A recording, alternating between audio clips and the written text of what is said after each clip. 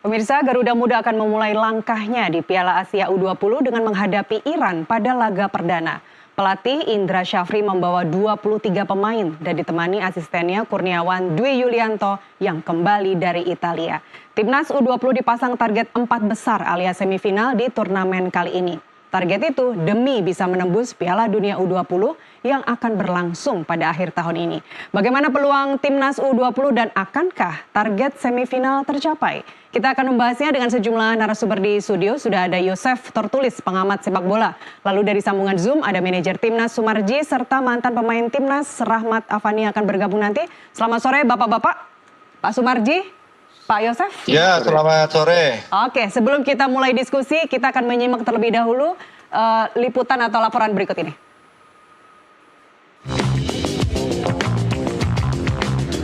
Materi latihan di Shenzhen berisi pematangan strategi, sekaligus adaptasi pada pemain dengan kondisi lapangan. Garuda Muda ditantang Iran di laga perdana Piala Asia mulai pukul 18:30 waktu Indonesia Barat. Menurut sang pelatih, skuad Garuda Muda dalam kondisi fit dan siap bertanding. Alhamdulillah hari ini adalah persiapan terakhir kita menjelang besok pertandingan pertama kita, pertandingan yang sangat penting untuk kita. Hari ini kita fokus mempersiapkan game plan untuk menghadapi Iran besok malam. Sedangkan menurut salah satu pemain Timnas U20, Muhammad Ragil, meminta doa agar Timnas bisa bermain secara maksimal. Alhamdulillah persiapan terakhir buat melawan Iran berjalan lancar, semua kondisi pemain dengan baik, siap buat besok pertandingan melawan Iran. Mohon dukungannya semua seluruh warga Indonesia, semoga bisa beri yang terbaik untuk Indonesia. Timnas U20 punya target untuk paling tidak masuk dalam semifinal Piala Asia. Pekerjaan yang tidak mudah, tetapi Garuda Muda masih ada asa untuk masuk dalam kancah Piala Dunia U20. Oke, 1 jam jelang pertandingan. Ini laga yang mendebarkan ini saat ini karena baru perdana untuk malam ini. Saya ingin mulai dulu ke Pak Sumarji. Pak Sumarji, selamat ulang tahun sebelumnya Pak Sumarji. Ya, baik. Suaranya agak terputus-putus nih suaranya saat di mobil Baik, nih. Pak Sumarji ini langsung dari Jogja sambil di jalan. Ya. Oke, langsung saja Pak. Banyak yang sebenarnya saya tidak ingin bilang meragukan, tapi Iran ini adalah lawan yang berat. Gimana perhitungannya menurut Anda? Ya begini, kaitannya dengan soal Piala Asia ya U20. Ya. Saya selalu aktif berkomunikasi dengan Coach Indra Syafri karena memang tugas saya di BTN harus bisa memastikan semua baik pelatih, asisten, para pemain semuanya siap dalam mempersiapkan diri untuk kualifikasi Piala Asia ini. Ya. Nah, dari laporan yang setiap boleh dikatakan setiap saat dilaporkan ke saya dan saya selalu nanya perkembangan. Tadi juga sebelum 1 jam yang lalu saya juga sudah telepon Coach Indra menanyakan perkembangan para pemain. Pada intinya perkembangan para pemain semuanya kondisinya sangat baik. 23 pemain yang dibawa kondisinya siap bertanding ya untuk game pertama ini. Dan tentu untuk game pertama ini kita bisa tahu memang kalau dilihat Iran memang selalu boleh dikatakan selalu di atas. Tetapi kembali lagi untuk persiapan kualifikasi Piala Asia untuk bisa menuju ke Piala Dunia ini kan memang kita persiapkan jauh-jauh hari. TC pun juga sudah kita persiapkan jauh-jauh hari sehingga ya artinya dengan kondisi yang kita persiapkan dari jauh-jauh hari ini bisa menghasilkan sesuatu yang memang betul-betul maksimal buat tim. Itu yang kita persiapkan dan tentu kita harus betul-betul bisa memberikan support, semangat dan doa kepada para pemain karena kan jangan kita berkecil hati. Sekali lagi tidak boleh kita berkecil hati karena apa? Kita juga harus optimis bahwa pertandingan malam ini harus bisa mendapatkan poin. Itulah yang saya tekankan. Tadi saya pesankan juga kepada Coach Indra, saya juga sampaikan ke Pak Manajer, kebetulan manajer untuk U20 ini Pak Zaki. Saya tadi sudah sampaikan juga agar supaya betul-betul bisa mengawal para pemain ini dengan sebaik-baiknya. Ya, saya baik. kira seperti itu. Anda sendiri nyusul ke Tiongkok kapan Pak Sumarji? Saya rencana berangkat Sabtu karena kan kita akan saya akan menyaksikan langsung, memberikan motivasi kepada para pemain itu di game kedua. Ya, Dari baik. jadwal awal memang seperti itu. Baik, kita kemarin Indonesia U20 friendly match 2 kali kalah lawan Jordania dan juga Syria, kemudian menang 1 kali lawan India. Apakah strateginya akan sama yang digunakan untuk melawan India? Oh, tentu berbeda, tentu berbeda. Kita sudah pelajari betul bagaimana kekuatan lawan Iran yang akan kita hadapi, dan kalau melihat strategi lawan, kita juga sudah tahu seperti apa cara mainnya, dan kita juga akan bisa mengantisipasi agar supaya nanti intinya untuk game pertama seminimal mungkin kita bisa mendapatkan poin. Itu Oke. kesepakatan kami dan itu sudah jadi tekad kami. Baik, sebelum saya ke Pak Yosef, kekuatan lawan apa Pak? Kan kita tahu bagaimana strategi lawan ya Iran yang akan kita hadapi. Boleh dikatakan Iran ini kan ya dari dulu dari sisi kekuatan kan mungkin agak lebih agak di atas kita. Tapi kembali lagi itu kita cinta dulu. Tapi kalau sekarang kan berbeda. Oke. Dengan kesiapan kita dan juga kualitas squad yang kita punya, ini juga tentu berbeda. Sehingga kita lihat aja nanti. Kita akan lihat aja nanti karena kita sudah punya strategi yang memang tepat untuk kita bisa meredam kekuatan lawan yang akan kita hadapi. Oke. Kita lihat nanti, sebentar lagi kan, waktunya sebentar lagi. Baik, sejam lagi. Kita akan diskusikan lebih jauh lagi nanti seperti apa kualitas squad ini dan bagaimana komposisi pemain. Tapi saya ke Pak Yosef dulu. Pak Yosef, banyak yang meragukan Pak, Iran ini susah nih. Menurut Anda? Ya, seperti kata Pak Sumarji tadi, memang ini misi besar ya yang sangat menantang bagi Indonesia, karena di satu sisi peluangnya, kalau saya termasuk yang cukup optimis sebetulnya dengan timnya Indra Safri, karena berbagai alasannya, seperti tadi persiapan cukup panjang, pemain-pemain ini banyak bermain di Liga 1 ya, liga tertinggi kita ya. Kemudian Indra Safri juga termasuk pelatih yang bertangan dingin untuk usia muda ya. Ada Kurniawan juga di situ. Ya, dan dia punya tim asisten yang sangat solid, mulai dari Sari Gultom di pelatih penjaga gawang, kemudian Eko Purgianto mantan libero PSSI Primavera di pelatih back, untuk tengah Bima Sakti ya kapten timnas Primavera, kemudian di ujung tombak ada Kurniawan Widianto. Dan ini komposisi yang hampir sama ketika Indra Safri memimpin timnas U22 saat meraih medali emas SEA Games. Tetapi di sisi lain, seperti tadi kata Pak Sumarji, bahwa Iran ini levelnya ada di atas kita. Ya.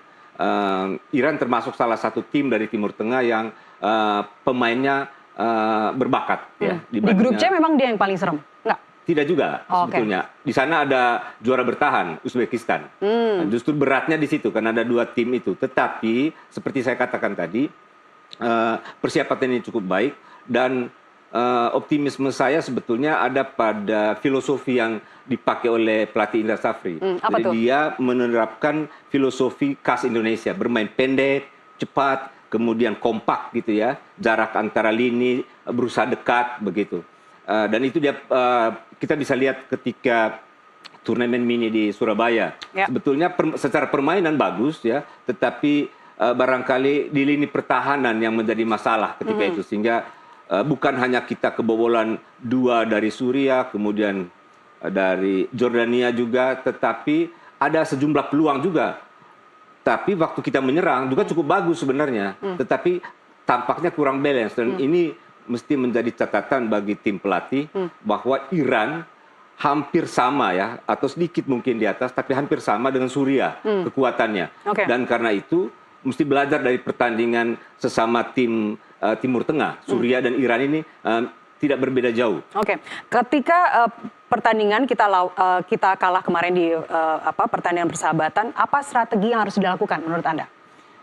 Salah satu sempat saya berkomunikasi kebetulan dengan pelatih Indra Safri, dan menurut saya barangkali dia kembali ke formasi awal 4 back sejajar. Ketika dia memakai 3 back 3-4-3, menurut saya ada sedikit masalah di 2 wing, di 2 sisi pertahanan kita. Karena dengan 3 back berarti ada di kiri kanan itu agak agak ada lubang di sana, dan ketika kita attacking, misalnya Donitri di kiri lagi naik ke atas, kemudian gagal, bola berhasil diambil oleh lawan, mereka kemudian melakukan serangan lewat sayap lini pertahanan kita di sisi kiri atau sisi kanan yang agak longgar. Dan ini menurut saya barangkali salah satu masalah di lini pertahanan. Sementara ketika kita misalnya tim Indra Safri menang 2-1 melawan Argentina U19 ya di turnamen di Seoul, kita menang waktu itu 2-1. Indra Safri saya lihat pakai 4-3-3. Dan saya kira mungkin sistem bermain pola dasar 4 back itu barangkali lebih efektif. Jadi Anda menduga ini nantinya akan 4-3-3 diturunkan oleh Indra? Saya tidak tahu persis, barangkali... Oke, kita langsung tanyakan ke Pak Sumarji. Ya. 4-3-3 kah untuk komposisi malam ini, Pak Sumarji? Audionya belum terdengar, Pak Sumarji. Silakan, Halo, Pak. Ya, silakan, Pak. Ya. Kalau berkaitan dengan strategi, pakai apa, saya tidak akan sampaikan. Karena kan ini bagian daripada strategi yang memang harus kita, sementara belum bisa saya sampaikan gitu ya. Oke. Tapi saya sudah diskusi dengan Coach Indra dari kemarin untuk mengantisipasi kekuatan lawan ini seperti apa. Kembali lagi, yang harus kita berikan semangat dan support kepada para pemain itu adalah hal yang utama, sehingga apapun nanti hasilnya supaya kita semuanya lebih siap lagi lah, kira-kira seperti itu. Baik. Ini kan Coach Indra menurunkan memberangkatkan 23 personil, 23 pemain. Iya. Apakah atau siapa saja Pak yang bakal diturunkan untuk malam ini? Kita tidak bicara komposisinya, tapi siapa saja yang akan diturunkan? Orang-orang kepercayaan yang dibilang kunci seperti Jens Reven misalnya, atau Welber yang kemarin habis cedera, itu apakah mereka akan diturunkan? Kurang lebih 15 menit lagi itu sudah akan diturunkan ini ya, sudah akan di-share ininya, line up-nya. Oke. Sebentar lagi. Oke. Baik, tapi Welber turun ya Pak? Sudah baik ya, sudah pulih ya? Welber main. Oke. Sekarang kalau kita, saya kembali ke Pak Yosef. 4-3-3, itu siapa saja yang diturunkan? Saya tidak tahu persis apakah 4-3-3 atau 3-4-3. 3-4-3 kan yang terakhir diterapkan oleh pelatih Indra Safri. Tetapi kadang-kadang dia pakai, sekali-sekali dia masih memakai 4 back. Dan ada 3 pemain kunci. Dan menariknya tim 3 pemain kunci itu siapa saja Pak? Ya, dari menariknya tim ini menurut saya itu ada di sebuah tim yang ideal, itu mesti ada leader di 4 lini. Mulai dari kiper, kemudian back, gelandang sama depan. Dan saya melihat ada 4 pemain di situ, pemain kunci yang menjadi leader di masing-masing lini. Kiper Ikram misalnya, cukup matang di bawah gawang. Kemudian Kadel Arek itu kapten kedua ya, karena kapten pertama Donitri. Dan dia sentral pertahanan. Kadel di pemain belakang berarti ya? Pemain belakang dan dia sentral dan dia sebagai leader di situ. Dia didampingi oleh mungkin Iqbal Wijangge ataupun Zulan Zaki ya. Kemudian ada Buffon juga di sana, bisa ada pilihan-pilihan itu, dan ini pemain-pemain yang sudah cukup matang kalau menurut saya. Di tengah saya melihat gelandang yang justru berperan penting itu sebetulnya Firmansyah. Tony Firmansyah. Pemain ini sangat gesit ya, dia punya keberanian, kecepatan dalam menusuk lini pertahanan lawan. Kemudian dia juga duelnya juga cukup kuat karena memang dia kelihatan agak pendek tetapi gempal begitu ya. Kemudian tenaganya juga saya kira cukup bagus ya untuk terus mobile di tengah. Kemudian di depan ada Ravens dan 4 pemain di samping ada pemain lain, tentu ada Donitri. Nah, tadi kalau Welber diturunkan dia main di tengah ya? Di tengah juga ya. Dia lebih agak taktikal dia. Dia tidak segesit Tony Firmansyah, cuma dia agak taktikal karena memang mungkin basicnya ya. Basic dia lama main di Brazil. Ya. Di pemain depan? Pemain depan saya pikir Ragil juga oke kalau dia menyisir dari sayap karena walaupun kelihayan untuk melewati lawan dia kurang, tetapi kelebihan dia adalah kecepatan, kemudian posturnya yang tinggi untuk memanfaatkan terutama duel-duel udara. Ketika ada tendangan, misalnya tendangan pojok atau tendangan bebas, ataupun kecepatan dia dalam sprint untuk menyongsong umpan dari sayap sisi kanan. Karena dia biasanya beroperasi dari sayap kiri. Oke, saya kembali ke Pak Sumarji. Kita bicara terkait target, Pak Sumarji, seoptimis apa Anda, kan kita salah satu targetnya adalah masuk ke semifinal ya. Seberapa optimis Anda target ini bisa tercapai? Kalau lihat kesiapan dan persiapan, tentu kita harus optimis. Dan saya selaku Ketua PTN selalu memonitor persiapan dan kesiapan ini dari 4 bulan yang lalu, mulai dari pemanggilan pemain, TC, dan seterusnya. Sehingga saya meyakini tim ini akan bisa mendapatkan mendapatkan sesuai dengan target yang sudah sama-sama disepakati di baik yang target yang disampaikan oleh Ketua Umum, target yang disampaikan dan kami yang di PTN yang selalu memotivasi dan selalu memberikan semuanya untuk timnas U20 ini. Baik. Harus yakin, optimis, kita bisa tercapai targetnya. Iya, kita juga yakin, optimis yang di studio. Dan kalau malam ini kita menang, timnas U20 menang laga kali ini melawan Iran, kapan Garuda Muda akan bertanding lagi dan melawan siapa Pak Sumarji? Setelah ini tanggal 16, tanggal 16 kita akan melawan Uzbekistan. Tanggal 16. Setelah terakhir baru nanti Yaman. Tanggal 19. Oh, waktunya dekat-dekat sekali. Uzbekistan, kemudian Yaman. Seberapa, ya kalau kita bicara berat tadi Pak Yosef, Anda mengatakan bahwa di grup C ini Uzbekistan sepertinya yang paling berat ya? Ya, dia juara bertahan dan karakternya agak beda ya dengan Iran. Timur Tengah Iran. Oke. Kalau Uzbekistan itu agak mirip Eropa, dari organisasi permainannya bagus. Tidak ada pemain yang menonjol, tetapi organisasi mirip-mirip kalau mungkin sama dengan juga Australia ya. Dan 2 tahun lalu kalau salah itu tim Sinteyong U19 atau U20 kita hanya kalah 1-0, cuman memang mereka sangat mendominasi dan permainan organisasi itu yang menjadi kekuatan dari Uzbekistan. Kalau Iran lebih eksplosif dia, dari pemain-pemainnya punya bakat bagus, punya postur yang bagus, punya kecepatan, ball skill-nya juga bagus. Dan sebetulnya itu bisa kita ladenin sebetulnya. Dan itu sudah teruji misalnya di beberapa kali melawan tim-tim dari Timur Tengah. Termasuk waktu melawan Suriah sebetulnya. Cuman tergantung nanti kondisi tim ya, mentalitas mereka, fisik mereka, kemudian taktik yang pas ya. Dengan belajar dari permainan yang kemarin di Surabaya, kita kalah dari Jordania dan kalah dari Suriah. Tetapi saya optimis karena tim ini sebetulnya tim masa depan ya. Jadi udah matang, baik dari sisi pelatih maupun dari sisi pemain. Dan target saya baca target Ketua Umum sebetulnya 8 besar ya. Tetapi target pribadi dari Indra Safri adalah lolos ke Piala Dunia U20 akhir tahun. Karena dia sudah, ini yang ketiga kalau saya salah, Indra Safri membawa timnas U19 ke putaran final Piala Asia.